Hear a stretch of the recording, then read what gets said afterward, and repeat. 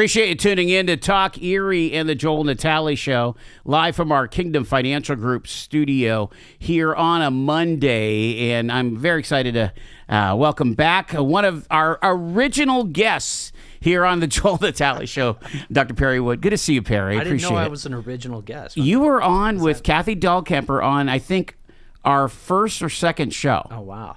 Isn't that something? That is back in 2019. Yeah. Happy to be a part of it. Happy to be here. Yeah, you're part of the history, man. I love it. All right. So what have you been up to?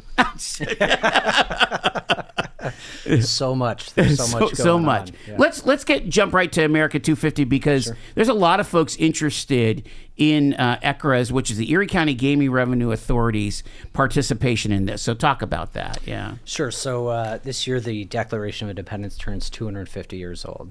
So we're celebrating that along with our community partners and doing what we do best, which is putting out grant funds and saying, how are we going to celebrate this as a community? We're not coming up with the ideas. We're letting the community come up with the ideas, and folks are starting to come to us. We made about 15 awards so far. We have $500,000. $250,000 came from the county, $250,000 from local share gaming revenue. So we are accepting those applications on Ecgra.org up until June 30th. Okay, so there's still a bit of time. Open, yeah. What are you looking for? I know there's like events and projects, and what are you thinking? Yeah, I mean, there's events, there's historic preservation, there's physical representations of the 250. Give you some examples. We funded Mill Creek Township General Authority for 250 banners, a parade, balloons, a time capsule. Then a group like Erie Yesterday or Erie County Historical Society, they're doing specials on Oliver Hazard Perry. That's unique to our history and the War of 1812. Erie Yesterday capturing in digital form a lot of historical documents that are out there from rural historical societies. Oh, neat. So they're actually scanning them? Or? They're scanning them. They want to keep them for future generations so we can preserve those documents. Oh, that's awesome. That's awesome. So you're able to... There's a lot of events. There's a lot of events. A lot of events, I would imagine, yeah. Again, I don't know if you were born 50 years ago, were you, for the bicentennial? I definitely would not be a sparkle in anyone's eye. 1976. So I was in 8th grade, right? Okay. And it was a big deal across the country.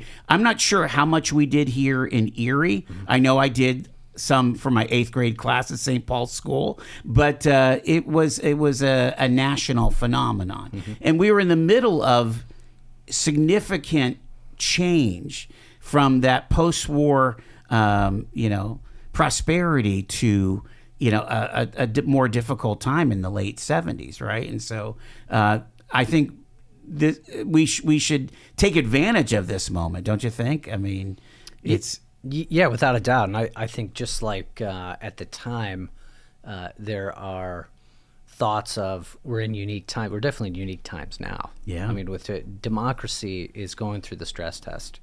And 250 is a pretty long time. And I don't think if folks really think about it in terms of geopolitics, but most empires don't last longer than 200 years. So here we are at 250, really pushing the limits of what the Founding Fathers intended. So yeah, if you have an idea or if your organization wants to make it happen, the grant form is on your website. Grant form is on the website, Ecgra.org. Log on there and let us know your ideas on how to celebrate. Beautiful. All right, let's pivot to EMS, and it's so appropriate that you're here this week because last week we had a show called EMS in a Crisis. Okay. Your perspective, is EMS in a crisis? It's in a kind of a crisis. Okay. I would say more it's at like a pivotal stage in its development. Whatever the next iteration of EMS is going to be is currently being pioneered by township supervisors and borough councils and local elected officials like folks in county government. What I would say is collaboration is the most important element to this factor. And we've looked at 3 models now of collaboration so far across Erie County. All 3 are slightly different, but they're working. And it's so instead of it being a centralized model where Erie County dictates this is what we're going to do, this is what's going to cost, these are the services, it's a confederated model. In other words, the folks that have it as their legal responsibility, we're supporting them in achieving their goals. Dean Papicello would tell you, we've solved it here in East County. We've got 3-4 municipalities working together collaboratively on emergency response and then the vehicles that are associated with it. They're able to do it because Ecgra went in with them to purchase vehicles, emergency response vehicles and ambulances, advanced life support ambulances. In the West County, you would talk to Jamie Snyder. Mm-hmm. There's another similar model. Local governments coming together to say, okay, we need X number of resources. We're throwing our money in the hat. Ecra's matching those funds by helping them buy and purchase ambulances. And then you have a group like Emergicare, who is focused primarily on the city of Erie and the city of Corey. I don't want to speak for them. But with the mutual aid concept, these folks are all interacting collaboratively because state law says that your first mission is the person, is the citizen, taking care of them. So these footprints get muddied quite often as calls get made. What's a typical for, okay, let's say X township in Center County, okay? What is the typical funding stream for that basic life support and advanced life support? Yeah, so Center County is a really unique example. Oh, I shouldn't have picked them. I'm sorry. Clearfield County or well, actually, let's talk about it because we had years ago the Jefferson had the folks from Center County come up and talk about their model because it's really unique. Okay, it's a council of government model, which we have here. We have these councils. The COG, we actually have 4 of them. We have 4 councils of governments. 2 of them are emergency management groups. But their council of government actually got together and said, okay, we're going to share all the equipment because this stuff is expensive. If we're all going to pay for it, we're all going to share it. That's a centralized model. That's not really what we're working toward here. But it works. It works for them. They're able to pool funds together. They're able to collaborate. Even as large as that county is, too. I mean, it's a lot of geography there. It's a lot of geography. It's a larger population too. Yeah. I mean, you think about the suburbs of State College. There's millions of people. In the suburbs and still growing. But it's a different model. I mean, this is the thing about the state of Pennsylvania. It's you can go everywhere and find successful models. They're just configured differently. But back to my point though, where's that funding channel? Is the state says, okay, X township, you have to put up this basic life support. Yeah, state mandated. State mandated. And here's no money to do it. Good luck. Oh, so that's the reality, huh? Yeah, there's no money to do it, except there are competitive gaming grants at the state level that help fund some of this equipment. But by the time it gets distributed all throughout the state, you're talking $10,000-$15,000 per. And what's an ambulance? $250,000? An ambulance is anywhere from $100,000 to $500,000, depending on if it's a basic or advanced life support. And don't get started on like tower trucks for the fire department. $2 million. Yeah, I mean they would tell you they're basically like maintaining a spaceship. It's expensive. Yeah. Okay. So Ecgra is here. Kind of has decided that this is an area that needs significant investment. Now, correct me if my memory is wrong here.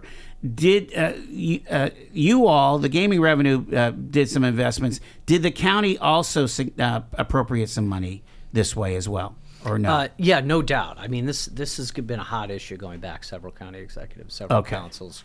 The real question is, how do you distribute it into where?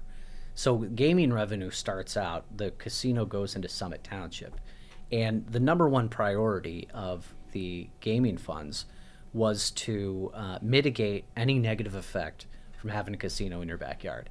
So that's infrastructure and public safety. Right off the bat, those are the 2 top things. So Ecgra at the time immediately starts pumping money into sewer and water infrastructure, and of course, public safety. So traffic cops for Mill Creek Township, and the Perry Highway Hose Company of Summit Township in particular, ambulance service. And at the time, it started out Emergicare was the first ambulance service. So boom, immediately purchased an ambulance for them to be stationed at the casino. So that was top priority. That was the first thing that happened.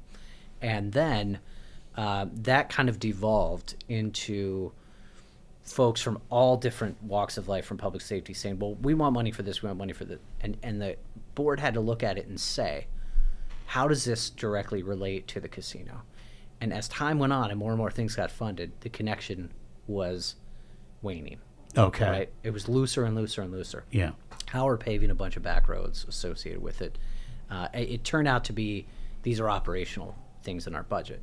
So the board of Ecgra started saying no to things, which caused lawsuits. So a lot of these public safety groups sued us. So what we have today is the legacy of that, which is we have a structured legal settlement with all the contiguous municipalities. They automatically get 25% of Ecra funds right off the top to do public safety and infrastructure. What we're talking about today, the collaboration grants, are in addition to that, because EMS isn't just in Summit Township, right? Right. EMS is everywhere in Erie County. And what were some of the conversations on the board level about this particular piece? Because again, there's the mandate with no funding thing, and so I keep on hearing about certain municipalities saying we can't provide ambulance service. I don't know how they not provide it, but no, I mean it's a different challenge in Erie County. Like Allegheny County, for example, has one ambulance company throughout the entire county. So as an elected official, you look at that, like that's a lot easier to tackle. A county liaison goes out and works with that one ambulance service to make sure it's coordinated, it's properly funded, and properly staffed. Here, you have a model of volunteer fire departments that are very proud of the role that they've played, oftentimes multi-generational roles. sure. And you can't really get in the way of that. I mean, that's how it's working. And if the township supervisors say this is the model we're choosing, then that's what you roll with. We've decided to incentivize collaboration with our grant funding, and that's how we're tackling it. In an ideal scenario, you'd have something like what they have in Allegheny County, where you have a centralized model for the providing of the service, but yet a decentralized model for decision making, which is they have folks from all the townships come on one council and talk through how the service is being provided and how much taxpayer dollars from each township and borough is contributed to the process. There seems to be no stomach for that kind of centralized model, correct? I mean, they tried it. They tried it under the last administration, and it was incredibly unpopular. So you like this confederation? Well, you're and it's actually you're just kind of responding to the reality. This is the art of the possible. I mean, Right. That's what we're There's a doing. confederation of different organizations. We're going to try to make it happen. Do you guys mostly focus on the capital expenses, or are they able to get help with training, with turnout in some of the consumables? The big ticket items are the capital. So that's why we Yeah. decided to focus on that. The county has a separate program, actually full scholarships to up to $10,000 per person to fund EMS training. So if you have a young person that wants to get trained, or a volunteer fire department person that wants to get trained on this stuff, you can get a scholarship at 10 grand. It is a major service to your community, if you think about it. For sure. You're not only going through training, a lot of times these people pay for it themselves, and it's all volunteer. Yeah.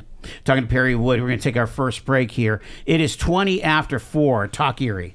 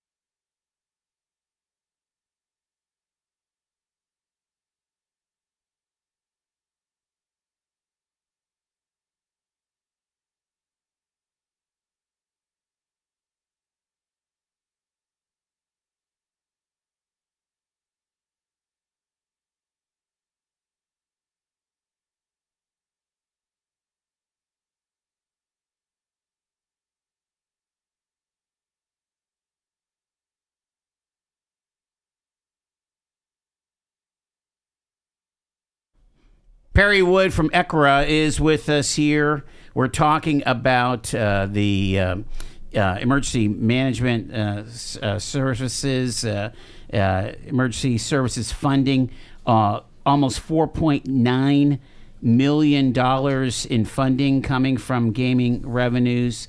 And it's actually amounted to $10.5 million when you put the matching funding here. That's right. This is a very expensive endeavor. It's expensive, and we've barely scratched the surface. But we do have a report on this on our website. The report is called A Lifeline for Erie County. It just came out in January of 2026, detailing all of these investments in public safety.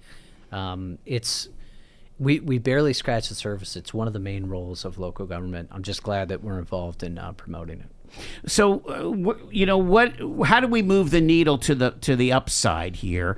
Again, last week we were talking about a crisis. You're saying, yes, there is kind of a crisis here, but we're trying to attack it. What else has to happen? Is there something at the policy level that needs to change, do you think, Perry? Yeah, I mean, I think you can view this in two different lanes. One is infrastructure, and the other is the human capacity behind it. The training, the certifications, in some cases volunteers, some cases paid full time. Like Mill Creek has moved to paid full time. City and the city of Erie and Corey have already been there. Yeah. But the question is, how are you going to pay for those things, right? How do you prioritize them? What are you going to deprioritize in order to make sure those get funded? Those are policy discussions that every elected official needs to talk about. In some places, they shift that burden to the county level. I don't think that's going to be the case here in Erie. I think every municipality has to decide how they want to fund it and in which way. It seems like it was moving toward full-time paid for a while, but then you have models like East County EMS, in which they figured out a way to keep it going status quo. The concept of changing how the state responds. Do you think that's part of this too? The policy I mean, you hear a lot of talk about it in the legislature about this, but it's hard to come up with like anything that people can decide on. Right. I mean, I think politicians love to talk about public safety, but then there's the issue of paying for it. Yeah. So the things that have been debated, should there be a special tax on can a local government, for example, be enabled to create a public safety tax? That's been debated quite a bit. Yeah. And from what I've heard, there's not enough support in the legislature to make that happen. So for now, it's just big grants from the gaming fund at the state level coming locally, and then what we can do here at Ecgra to supplement that. You mentioned the human resource here, and right before the break, you were saying it is one of the most wonderful things a citizen can do is to volunteer, right? I mean, it is, but it's all consuming. I mean, yeah. It is. These folks have to work somewhere that allows them to leave when there's an emergency call, and many times they have to pay for their own equipment and their own training. That's why I think it's great Erie County has a scholarship system in place, up to $10,000 per trainee, so that you don't have to dip into your own pocket. When you guys were evaluating grants and things, did the concept of mutual aid, insofar as that sometimes mutual aid is kind of stretched to its limit. You have volunteers from Girard going to Wattsburg on a mutual aid call, and again, that's an extreme example, but it does happen from time to time. Is that? Is there an issue with what there should be limits, and is there a way that money could help this? I think that gets into the conversation of equity throughout the process. If the Perry Highway Hose Company or if the East County EMS or West County EMS are picking up the majority of the tab for these things, what about the smaller municipalities that aren't participating? They still have residents that require. I mean, Mill Creek Paramedic Association, for example, is well funded because of the taxpayers of Mill Creek. What about the smaller municipalities surrounding them that are not participating? There's no mandate for them to participate. So you get into an issue of equity. Is it fair the way it's funded? Because the state mandate does require mutual aid. Yeah, not that I want a big brother solution, but it feels like some of these things might need some major guidance from Harrisburg as far as how then shall we live, because if you just kind of have it blown up, and every county's doing something different, or every municipality's doing something different, just doesn't seem like a great way. And it's not like there's a lack of funding here. I mean, we're putting $10.5 million of money coming from somewhere, whether it's from gaming or what have you, towards these huge issues. I mean, it all comes down to leadership at the end of the day. Yeah. Are you willing to collaborate to do what's best for your citizens? There are some supervisors that have just checked out of the conversation. Wow. Okay. All right. Well, I'm excited for what the board, the authority has done toward these ends, especially in these big ticket items where, I don't know how many chicken dinners it would take to buy an ambulance. It would probably take a lot, right? Yeah, it's not realistic. I mean, there's just, these folks are not professional fundraisers, right? Right. And back in the day, they had bingo, and that's gone because the casino's there now. So, they need competitive grants. The real question from a public policy is, how do we incentivize them to continue to collaborate with one another? And we think we're doing it the right way. So as you go forward, there will be dollars coming from Ecgra into these organizations for basic life support and advanced life support, sounds like. We have continued to provide those multi-municipal collaboration funds. All right. Okay. I think we've kind of got a good handle on EMS. And again, there's a report, a lifeline for Erie County, available. Oh, what's the website? www.egra.org. The title of the report is A Lifeline for Erie County. Came out in January of 2026. All right. When we come back, we're going to totally pivot and talk about childcare. And again, you heard some big announcements last, I think it must have been spring or summer. And, they've been going after this for quite some time. We'll see where the whole concept of childcare, engaging our workforce, is at. You're tuned to the Joel Natale Show here on Talk Erie. Stay with us.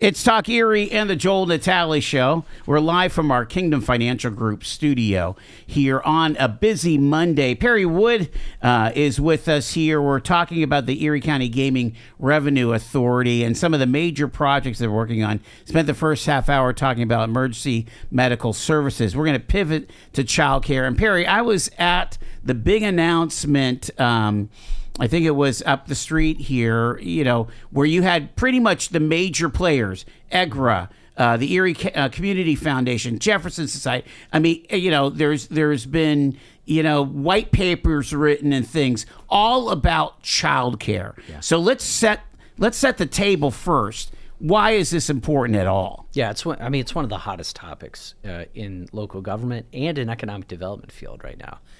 It's when you ask a company, where are you going to locate? What are the resources you need for your employees? Childcare consistently comes out in the top 3 as far as the responses go. Of course, there's infrastructure needs, there's a skilled workforce. Childcare consistently comes out in the top 3. Childcare is important. Childcare is an economic development initiative. There's a great report that Jefferson put out back in 2021. Court Gould wrote it. That's how long ago that's been. Wow. So this issue's been around for a long time, but that was the impetus to get something going, was that report. Why is it important? Economic development helps you attract and retain business and industry. It helps you to build a competitive economy. It helps you to reverse population decline, especially for young people that are starting families. They need childcare in order to do so. And it helps you expand the workforce. Someone doesn't have to stay home to take care of the kids. Both parents could be in the workforce. So it's a major economic development tool. I've seen you've had folks on this show talking about it. Yeah, it's part of business park development now. At this point, they're actually putting child care centers in business parks. Well, and we've had this whole conversation about the STAR system, and how you can get high quality child care and how important it is. We've had conversations about wages and things, and so tell us how Ecgra kind of entered into that fray, because you're kind of making investments in kind of all the parts of this, are you not? Yeah, actually. So, yeah, thank you for that, because it is comprehensive. So the studies that came out said a couple of things. Number one, we need at least 2,500 new slots, right? Places for young people That's to go. The little guys. That's 2,500 little guys. Yeah. That's the kind of demand, right? Yeah, about 1,000 throughout the county, but 1,500 in the city. So 2,500 total are needed. But there's also a workforce issue. The workforce is not stable because it doesn't pay that well. And so folks are coming and going. So we took a look at, what other communities doing. We actually found a great model in York that has a 75% success rate. And that is to create retention awards for folks that have been there for a year or more. So we've been able to put, that was phase number 1, stabilize that workforce, put $1.5 million into retention awards all throughout the entire system. So anyone who had a certification was working directly with a child, boom, retention award. And it's been successful so far. We've seen great results from that. Can you just highlight, let's say that average Jane or John Doe who's working in childcare, what would they be making a week or whatever, or yearly, and what kind of retention award would they get after a year? You think? I mean, it's around minimum wage for someone that has a 4-year college degree and a certification. You're not talking under 10, are you? No, we're talking minimum wage. We're talking, under $10 an hour. So the question is, how do you get them to the point where it's life-sustaining wage? And what is that? There's a lot of disagreement about that. $15 plus an hour, typically. I think you might have even told me that the biggest competition, and actually every guest has told me, the biggest competition is not other childcare facilities. It's Country Fair. It's Target. It's Walmart. It's Target and Walmart because they pay $15 plus an hour. Yeah. So it has to be a passion to work with children. It does have to be a passion, but it's also a professional thing. It's also a professionally certified program that we need to take serious because they are shaping our young children. Have we made any movement since 2021 on that? So the retention basic awards, wage, or the retention awards have gone to over 300 different employees all throughout Erie County. And so far, the numbers have shown that it has helped to retain them. So your average person is getting $500 or $600 a year in retention award. So that helps. I mean, it doesn't quite bridge the gap, but it definitely helps in showing, hey, you're appreciated. We're glad you have a certification. You get a higher retention award if you have certain types of certifications and certain types of education. So as you look throughout the system, if you move up, you get a higher retention award. We don't know how to make this sustainable yet at this point. I mean, this is an experiment in how to move things forward. So 300 employees, $1.5 million in bonuses to stabilize that workforce. That was phase one of the program. All right, maybe I'm jumping ahead, but like, how do you get wages from $765 to $1,765? Yeah, I mean, I think you're starting to see it in the conversation at the state level. Okay. All states have said, okay, we're responsible for childcare. We're responsible for somehow helping local governments achieve a level of childcare that's stable. So you saw it in the governor's last budget. He's proposing dollars to go to childcare facilities, both for-profit and nonprofit, by the way. When we first looked at this, because we only fund nonprofits and local governments and economic development groups, we went to the board and said we have to fund for-profits. Mm-hmm. This is an industry that's really dominated by for-profits. Some of the larger ones are nonprofit, but if you look at the entrepreneurial nature of it, you have a lot of small business people that are basically running. Yeah, these I've met them. facilities. They're amazing folks that are, making it happen for really people living on the margins in a lot of ways. They definitely are. And so that's what brought us to phase two of the program, which is how do we start up some new ones and how do we keep the ones that are in existence of high quality? And that goes back to what you said about the STAR system.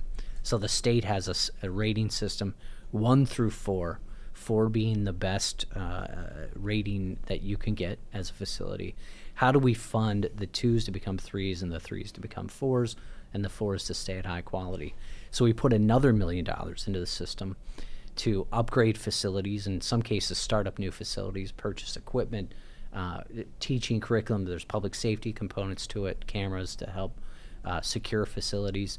That was another $1 million we put into 28 different facilities all across Erie County, both urban, suburban, and rural. How many of those were new facilities of the 28?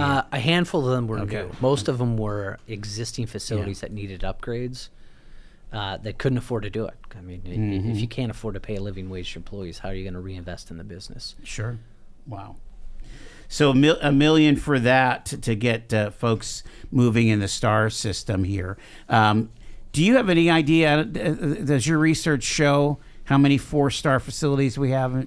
I do have that research back at the office. I don't have those numbers on me. But is it a significant percentage? It's about half. Half are about 4 stars? Half are 4 stars. Well, that's pretty good, I would think. Yeah, it is. And when we started this program, we gave plenty of lead time, and we said, we're not going to fund below a star 3. Okay. So folks that were just entering the system got certified, they got qualified, and they moved up pretty quickly. Do you think that some of them kind of put their, kind of nose to the grindstone to get a better star, to get up to 3 so they can be eligible for some income? Without a doubt. I mean, the state does the same thing to incentivize star systems as well.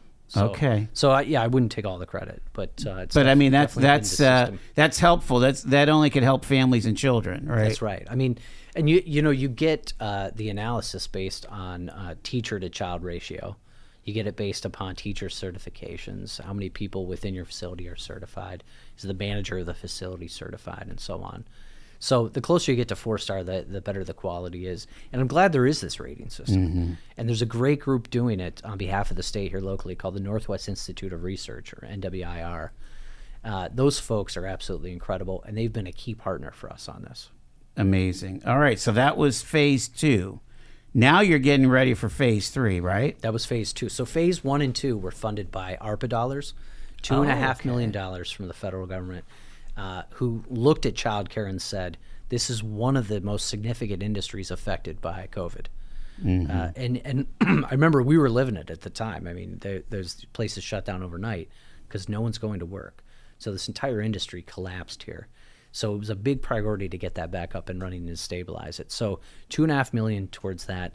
Now we're entering phase 3, which we're in right now. We're taking applications, which is another $2.5 million for construction of new facilities. and adaptive reuse of older historic structures or older buildings to turn them into childcare systems. Adaptive reuse. Okay, that's like the new economic development buzzword, isn't it? I don't know how new it is, but I've been hearing new it to for some you. reason. It's new to me. I'm hearing it more and more the last few months. Honestly, this whole concept of adaptive reuse. You're taking a historic building, you're putting it back to some type of productive commercial use, and because while new construction is great and it's sexy, adaptive reuse is more often the case, right?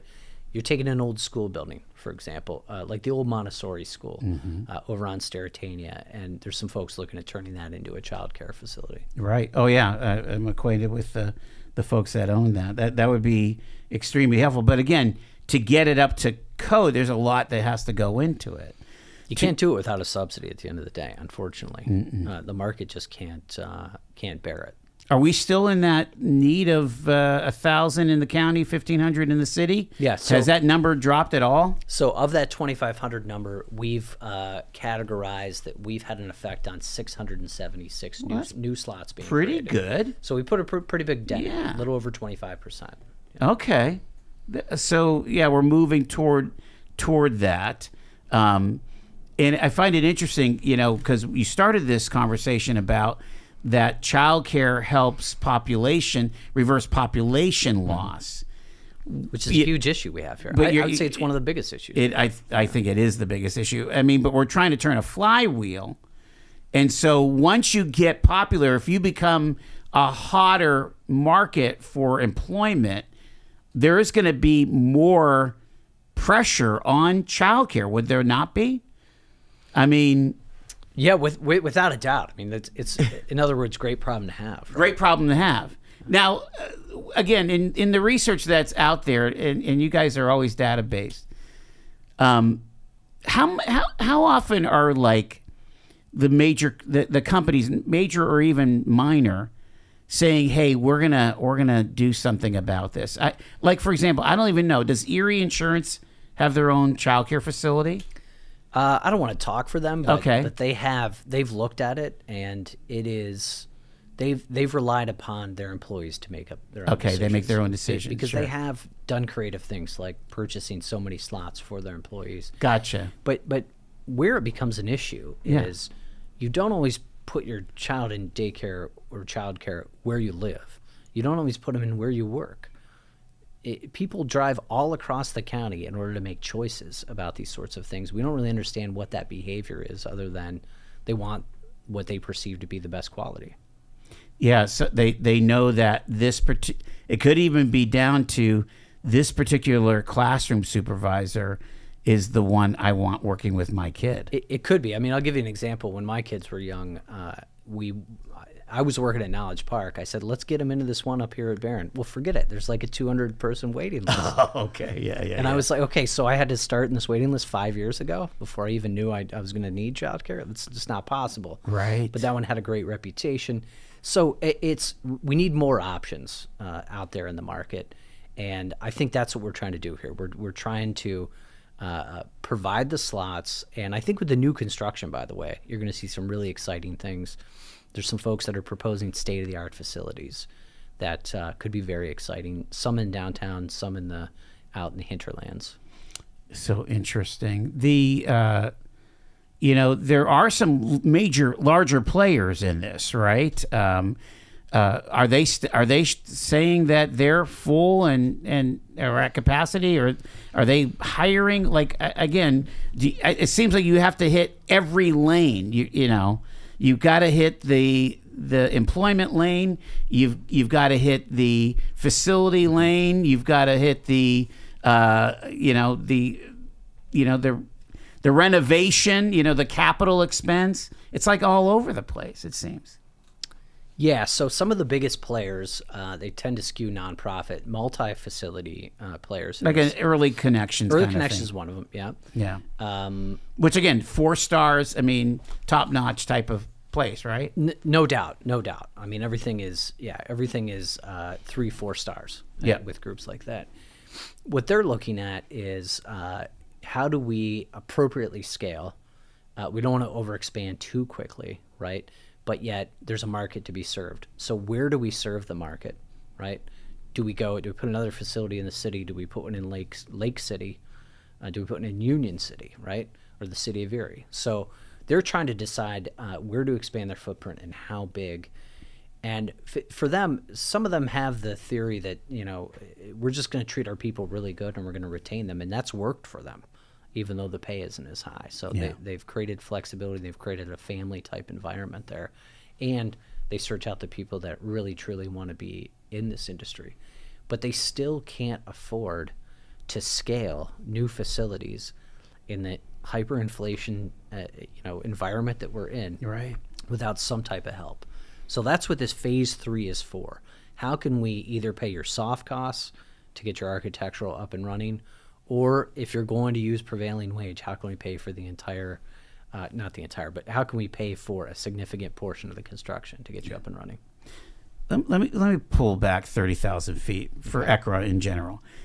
How much of your for lack of a better word, endowment, because you're not spending the entire principal every year that you get from gaming, right? You're using like last year's, and don't you leave some in reserve and all that stuff, right? I mean, yeah, we do. I mean, we do have a substantial reserve. I mean, that's why we're able to do things like the childcare initiative and commit $2.5 million to something. But like, how much is going out? Like, if I looked at your annual report, how much would have been the outflow last year? Yeah, I mean, we get about $6 million in revenue. But in an average year, we're spending north of $6 million. So you are? Okay. Yeah, 7, wow. 8 million. You're spending even... We're spending more than we bring in because we've had strategic years of saving or investing in things like revolving loan funds. Those bring funds back to us as well. So when I say investment, I mean, a small business revolving loan fund that is helping small businesses grow here and providing us anywhere from a 1% to 3% return on that investment. That's awesome. So let's throw a number out at $7 million. When you think of that kind of impact, yet of all the issues that are here as a community, what needs to happen? I mean, you're a player, but there needs to be multiple players in solving some of these major intangible issues. Yeah, no doubt. I mean, that's why Infinite Erie was created. Right? Okay. So we could bring these funders together and talk about what are the biggest important issues and how can we work together to fund these issues to make them happen. Something like the Grow Erie project over on the east side couldn't have happened without multiple funders coming together and saying, okay, we have to take different pieces to get this over the finish line. Yeah, and that's now that's an urban, not an urban garden. It's an urban horticultural manufacturing plant that's using bird poop to. I mean, it's really creating. Yeah, I mean, it turned the Joyce Savacchio Business Park into a thriving economic asset for the east side, where there's employment, there's the blight is gone, and it's helping the neighborhood overall. The strategic growth that we want to have as a community, it's going to be kind of getting our hands dirty in events, in things like this, of really tackling big issues, isn't it? Yeah, it's so big issues. It's a combination of both investing in our needs and our assets, right? Mm-hmm. So I would say childcare is a need. I mean, we'd like to turn it into an asset, but unfortunately it's a need that we need to invest in. Whereas you have assets like the universities that continue to play a bigger role in economic development. I look at what Gannon is doing with that Cancer Research Institute. Yeah, First Ascent. Yeah. That was a major project that we made an investment in because that's the future of our economy, right? The advanced industries piece of it. How do we invest in technology and entrepreneurs and the university system? All three go hand in glove. It's what we're doing with the beehives. It's what we're doing with the revolving loan funds to help small businesses grow. Daycares and salons and restaurants and commercial real estate plays. How do we get involved to put old schools back into productive use like we did with the ECAT, Erie Center for Arts and Technology? You feel like that's a key role for the authority, is to kind of be a part of the capital stacks, because so many of these projects are very difficult to pull off. And what I want to ask you about is, like, the cost of doing anything right now is insane. I'm hearing these numbers, $350, $400 a square foot for a building project. Perry, we've never seen numbers like that before. No, we never have, nor have we seen such a hot real estate market on the residential side. I mean, if you think about it, in the first, 15 years that I lived in Erie, I remember the first house I bought in the city, lived there for 6 years, sold it, and it appraised at the same price that I bought it for, right? Right. Now you have people are overpaying $50,000, $60,000, $70,000 for a home. You can't foresee those things at a local level, but you have to adapt. And I think that's why it's important to have local sources of revenue in things like local share gaming revenue and big corporations like Erie Insurance and the Erie Community Foundation that say, okay, we're going to tackle some of these macro issues, how they affect us on a local level. There's no doubt about it. We're going to leave it there. Okay, so we did hit America 250, we hit EMS, and we hit the childcare scenario. Your next announcement, what will be coming up? We have community center funding coming up. We Okay. have parks, fields, and trails, and arts, culture, and heritage. Those are the festivals and things like that. So, and don't forget, again, if you have an idea or a project that your nonprofit or whoever is working on for America 250, the application's right on the website. Thank you for taking the Thanks time. for having me, man. I appreciate the conversation.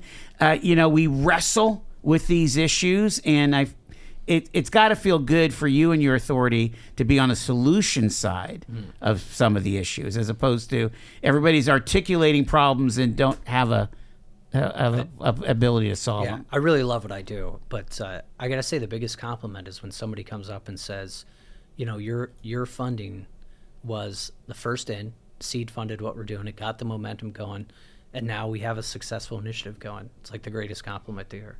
Beautiful. Perry Wood, thank you, sir. Thank you.